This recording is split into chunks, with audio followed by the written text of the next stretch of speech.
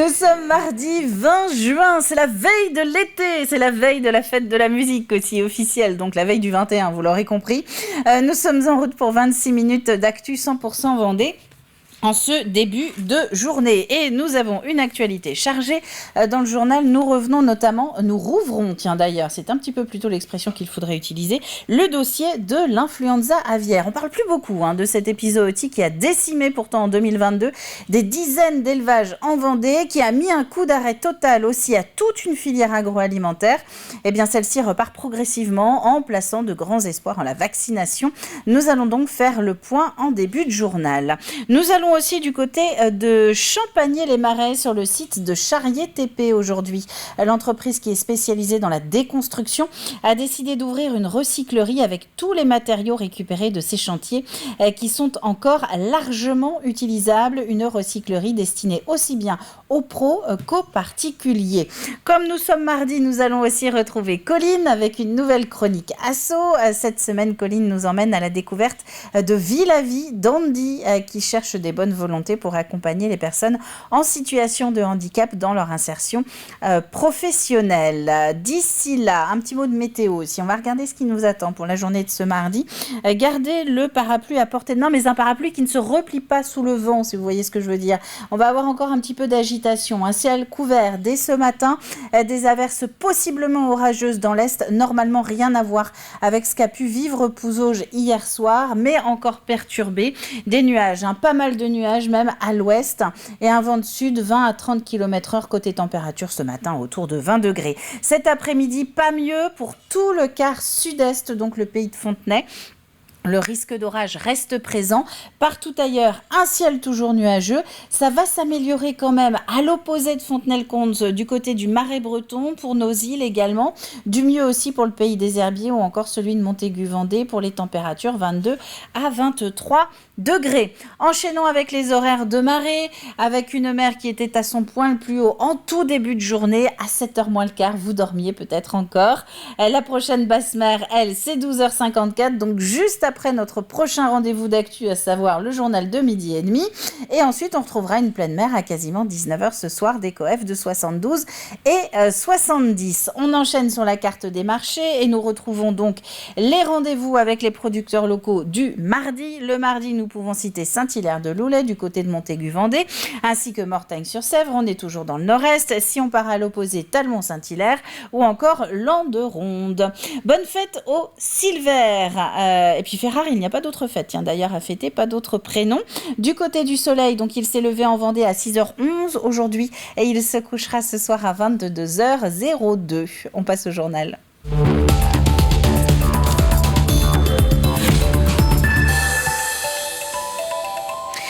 C'est une longue liste de 29 arrêtés qui a été publiée dimanche dans le journal officiel. 29 arrêtés mettant en pause jusqu'au 15 octobre prochain ce qu'on appelle les cahiers des charges des volailles sous IGP et label rouge. La Vendée est concernée puisque l'IGP volaille de Châlons est cité. En d'autres termes, les obligations pour continuer à afficher ces signes de qualité sont suspendues. La régularisation en réalité de cette obligation qui contraint les éleveurs à confiner leurs élevages pour les protéger d'une nouvelle vague d'influenza aviaire. En coulisses, la vaccination, elle, se prépare. Toute la filière est d'accord pour vacciner en priorité les canards. Leur production n'a repris à ce jour que de moitié pour faire attention à ne pas relancer l'épizootie, comme l'explique le SINALAF, le syndicat national des labels avicoles de France.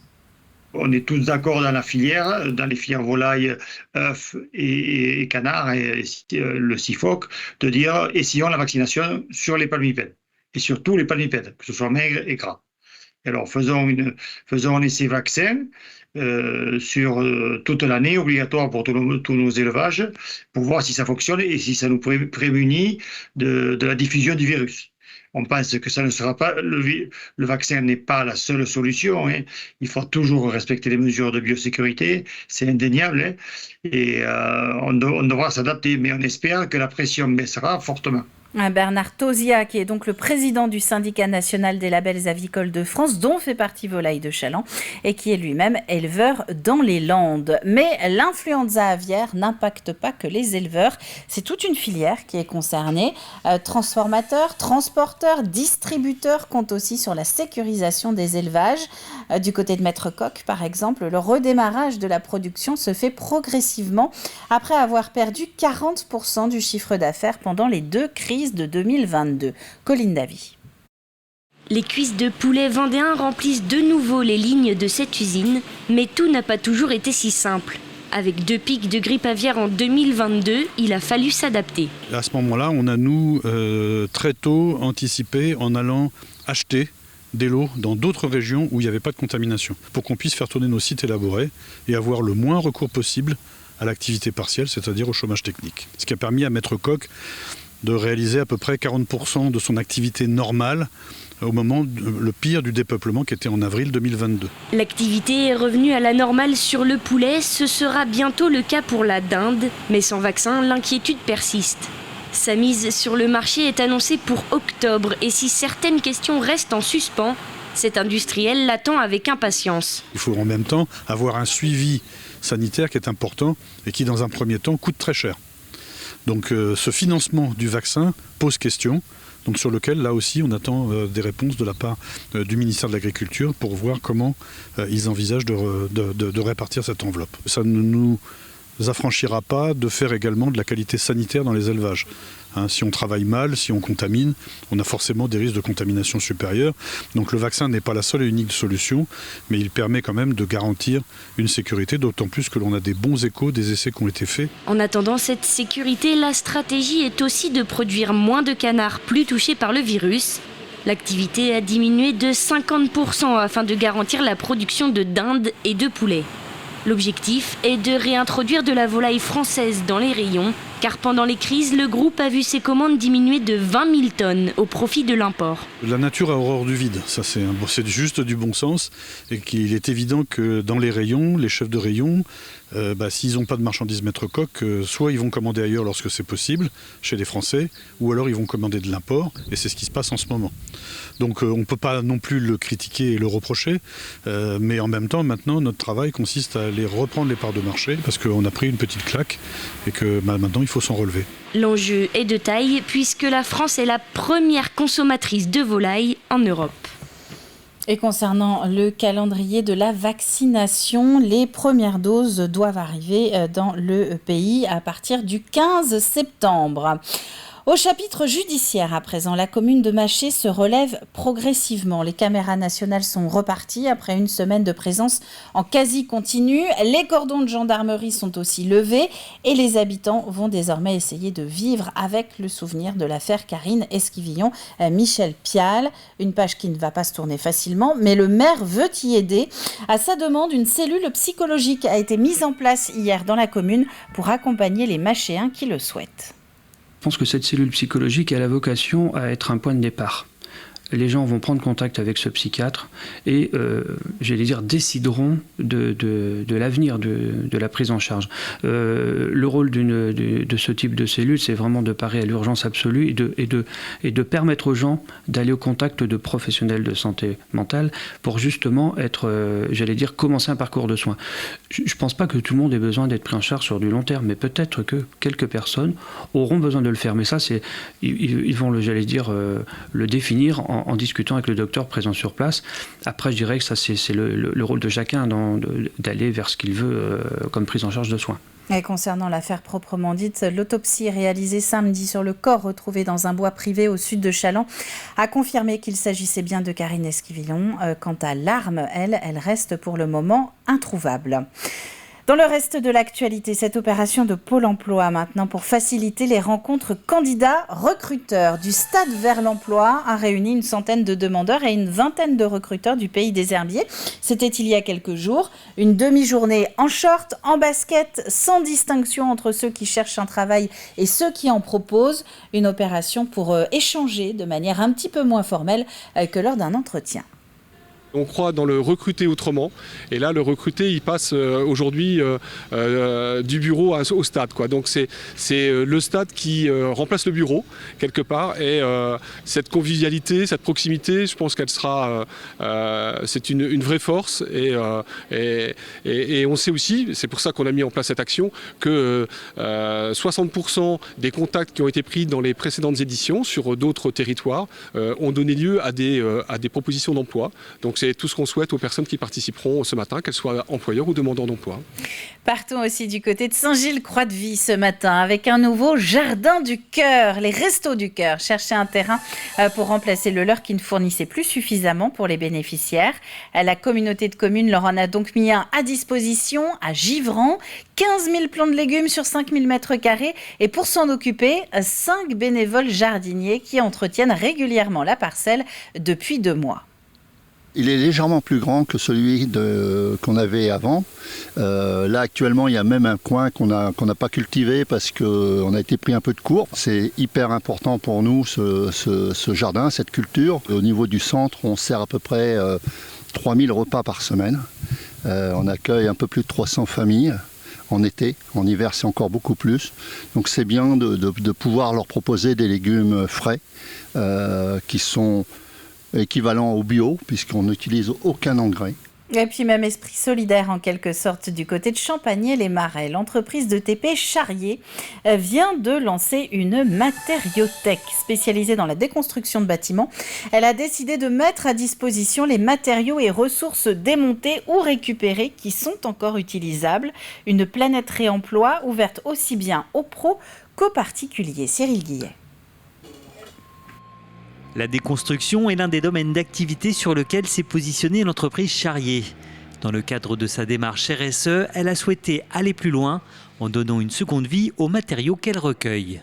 Ça fait pas mal d'années qu'on s'interroge pour toujours réduire notre impact sur nos chantiers. On a atteint des taux de valorisation de déchets qui sont intéressants. On monte à 95-98% même parfois de valorisation de déchets.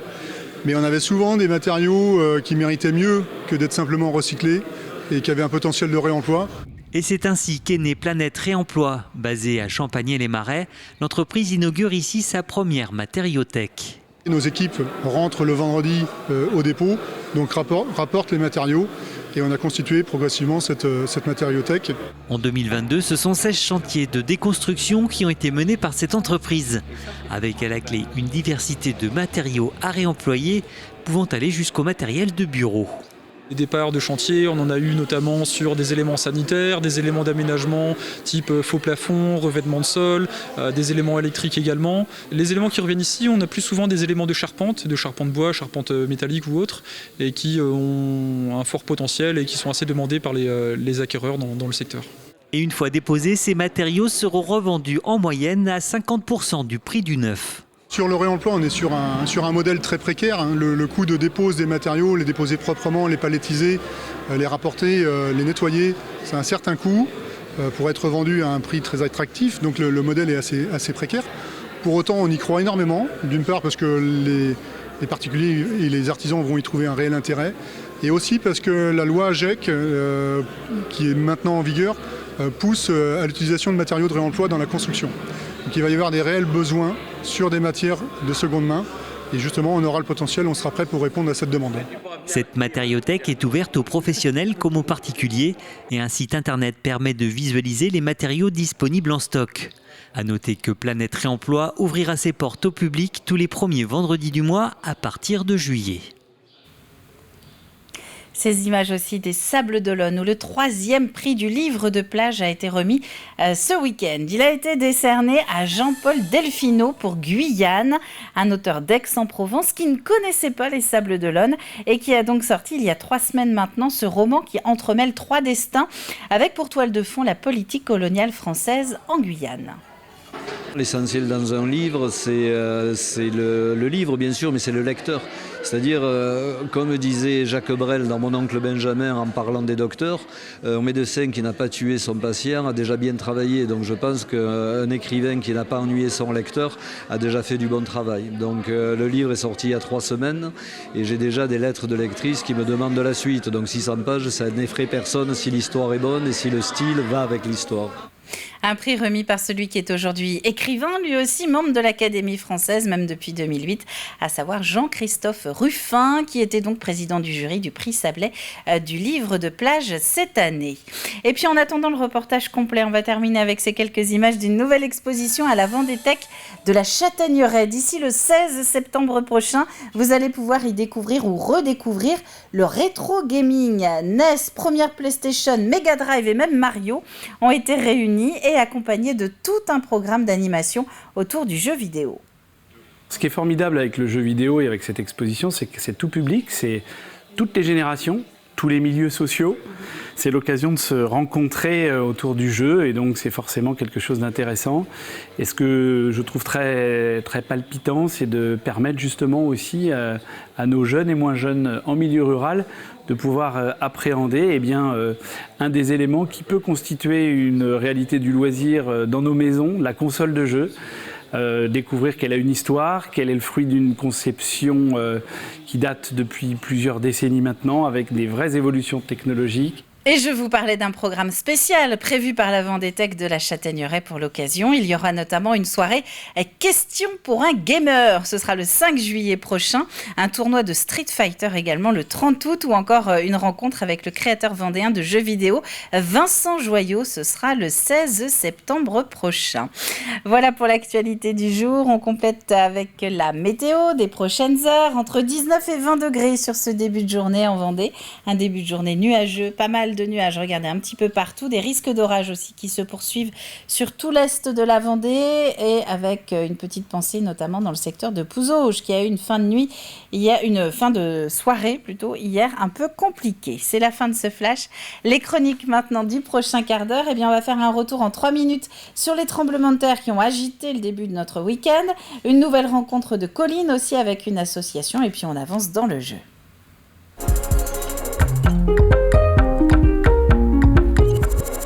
On commence donc avec le plus de l'info. Retour sur le sol qui a tremblé vendredi soir puis samedi matin dans les Deux-Sèvres. Des secousses qui ont été ressenties en Vendée. Alors, est-ce qu'on peut prévoir ce genre d'événement ? La réponse, c'est au cours des 3 prochaines minutes.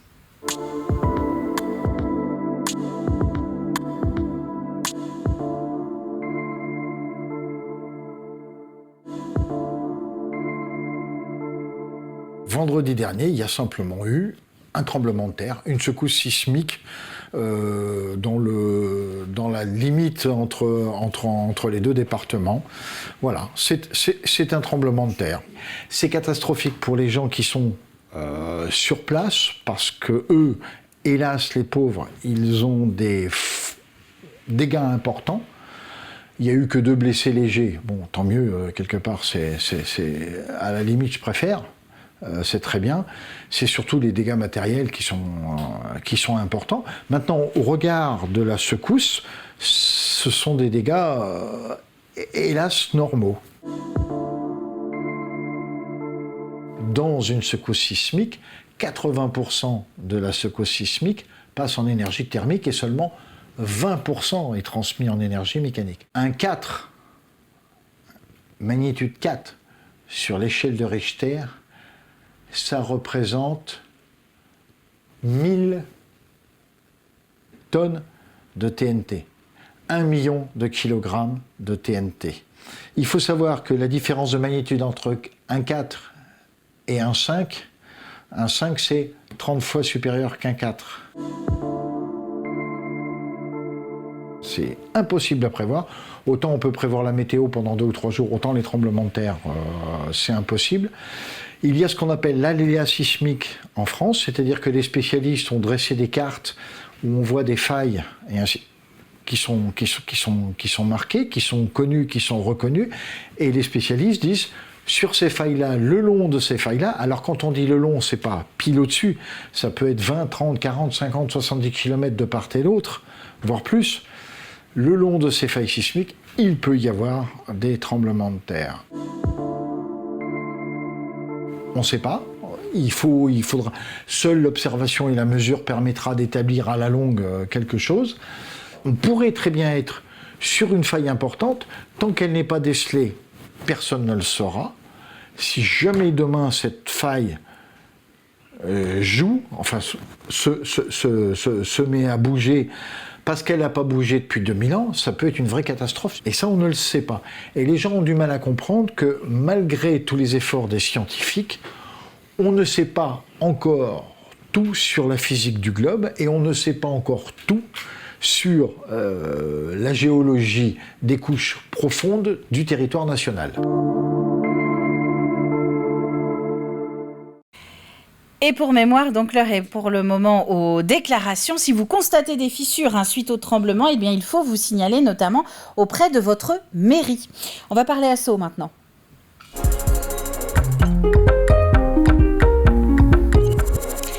Vie la vie d'Andy, c'est notre rencontre de la semaine, une association lancée en 2022 qui veut aider les personnes en situation de handicap, notamment dans leur insertion sociale et professionnelle en Vendée.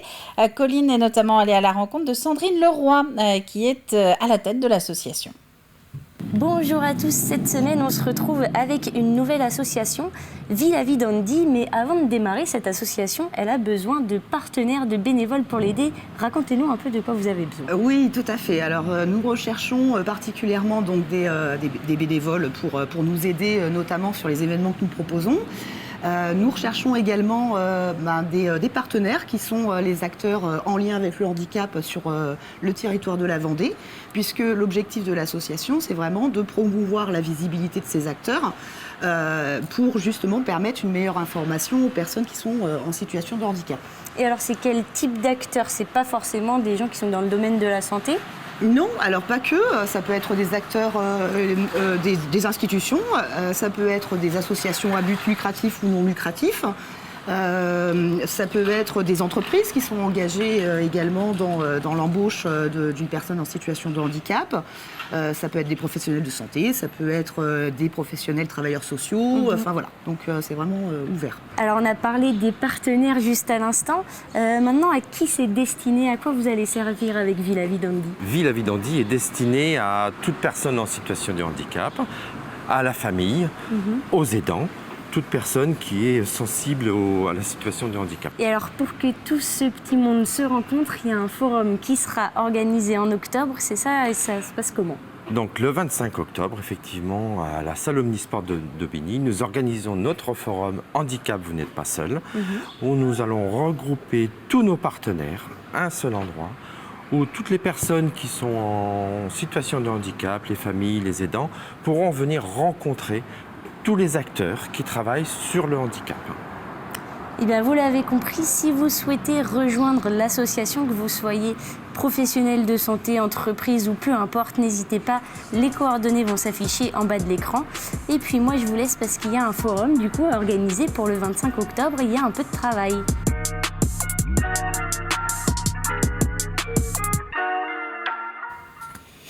Et vous avez entendu Colline qui vous a donné donc les coordonnées pour contacter l'association Vie la vie d'Andy. Je vais rajouter au mail et au numéro de téléphone la page Facebook. Donc si vous tapez Vie la vie d'Andy, vous allez retrouver donc toutes les actualités de l'association. Quant à nous, nous allons nous tourner maintenant vers le programme du jour sur TV Vendée.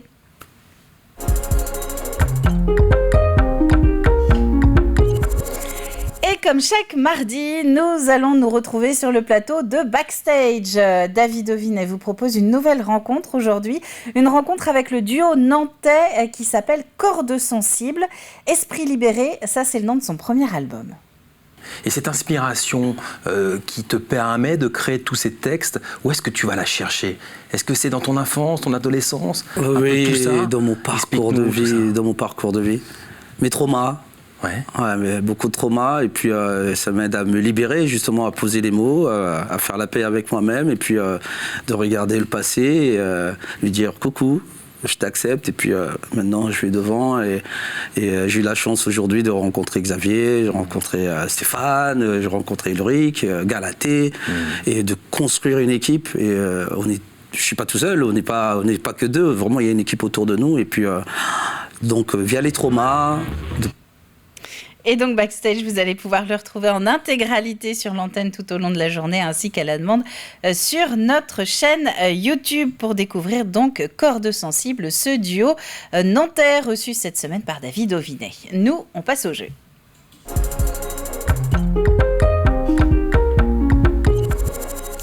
avec la question de la semaine qui s'intéresse un petit peu à vos vacances. Tiens d'ailleurs, c'est un peu une idée de vacances quand même notre question.